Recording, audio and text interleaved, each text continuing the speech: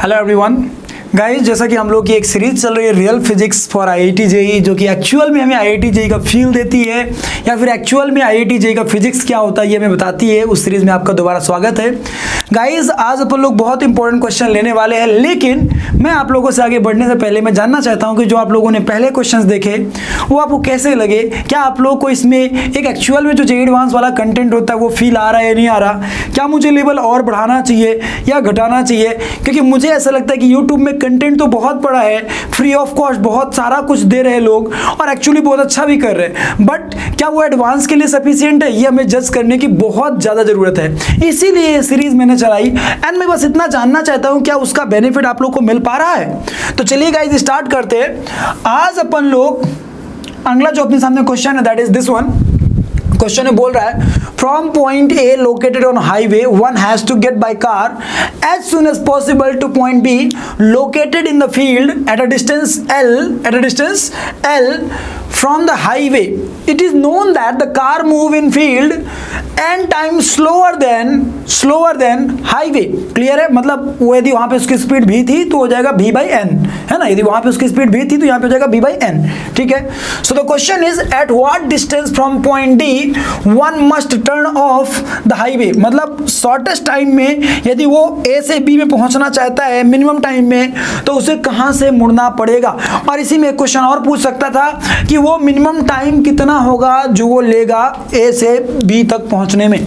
तो गाइज मैं चाहता हूं कि पहले आप इस वीडियो को पॉज करिए जैसे हरदम हम करवाते हैं आपसे, और पहले इस क्वेश्चन को खुद से एक बार ट्राई करिए और उसके बाद आप इसका सॉल्यूशन देखिए मेरे साथ। तो चलिए गाइज मैं तो आपको सॉल्व करके दिखाता हूं, आप लेकिन पहले एक बार ट्राई कर लीजिएगा। देखिए इस क्वेश्चन को एक्चुअल में सॉल्व करने का तरीका क्या है और अपन इसको शॉर्ट मेथड से कैसे सॉल्व कर सकते हैं विद इन 1 मिनट, वो भी मैं आपको बताऊंगा। देखिए एक्चुअली इसका सॉल्व करने का मेथड ये होता है कि मैं अपने मन से मानता हूं कि लेट अस सपोज ये पर्टिकुलर जो बॉडी है यहां से यहां तक x डिस्टेंस चली होगी और उसके बाद इसने यहां से टर्न ले लिया होगा। तो उस लॉजिक के हिसाब से डिस्टेंस कितना हो जाएगा? मान लो ये डिस्टेंस टोटल हमारा कितना था, ये हमारा टोटल डिस्टेंस मान लो, इसके बारे में कुछ दिया है क्या? हाँ, point B located in the field at distance L. ठीक है। It is known that the car move in the field N times slower than at what distance from point D. ठीक है, ये हमें पता नहीं है कि वो कितना डिस्टेंस, तो मैंने उसको कुछ भी मान लेना अपने मन से। मान लीजिए उसको मैं मान लेता हूँ अपने मन से एल की बजाय मान लेता हूँ के। क्लियर है? या फिर जेड मान लेता हूँ, तो ये डिस्टेंस हो जाएगा जेड माइनस एक्स। क्लियर है? ये डिस्टेंस ऑलरेडी में पता है एल। तो उस लॉजिक के हिसाब से इसके द्वारा लिया गया टाइम का यदि एक्सप्रेशन लिखें अपन लोग, तो टाइम का जो एक्सप्रेशन आएगा वो अपन लोग लिखते हैं t इज इक्वल टू आ जाएगा this distance upon velocity that is x upon v plus this distance upon velocity. तो ये डिस्टेंस कितना हो जाएगा according to Pythagoras theorem under root of z minus x का whole square plus that distance l का whole square upon वहाँ पे speed v by n। Clear है? This is the total time taken to reach from point A to point B. Okay, now the question is कि वो minimum time क्या होगा जिसके लिए वो टर्न ले, है ना?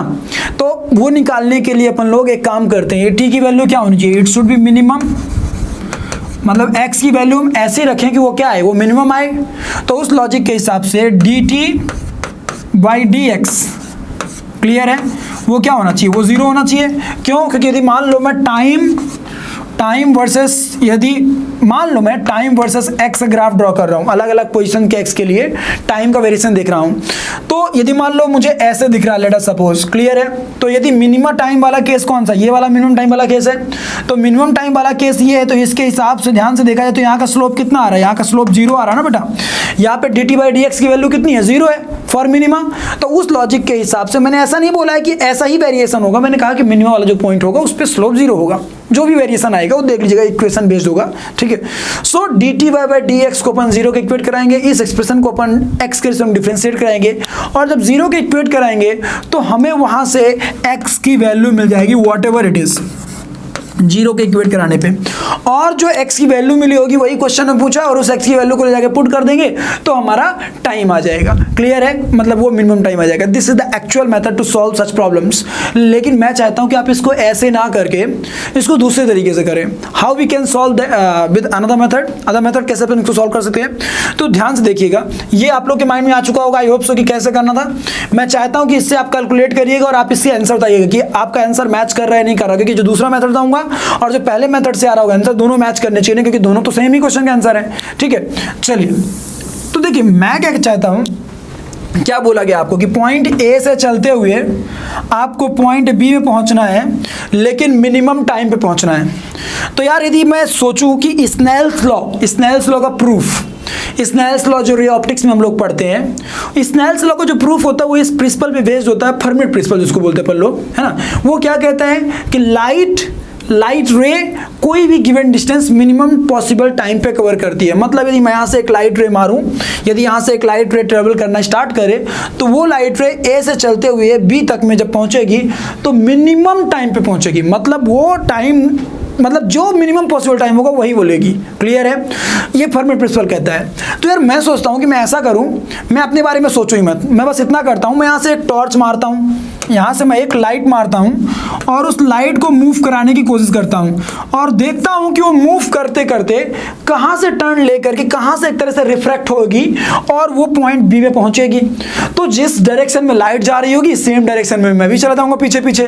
तो लाइट ने जब मिनिमम पॉसिबल टाइम पे कवर किया वो डिस्टेंस, तो मैं भी मिनिमम पॉसिबल टाइम पे कवर करूँगा डिस्टेंस। सिंपल सा लॉजिक है। तो मैंने एक काम किया, लाइट को यहाँ से मारा, एक लाइट यहाँ से चलना स्टार्ट हुई, मैंने माना कि यहाँ पे आकर के वो रिफ्रैक्ट हो गई होगी टुवर्ड्स दिस डायरेक्शन।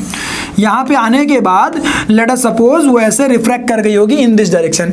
अब तुम्हारे मन में क्वेश्चन आएगा कि सर इसको लाइट से कैसे रिलेट कर पा रहे हो आप?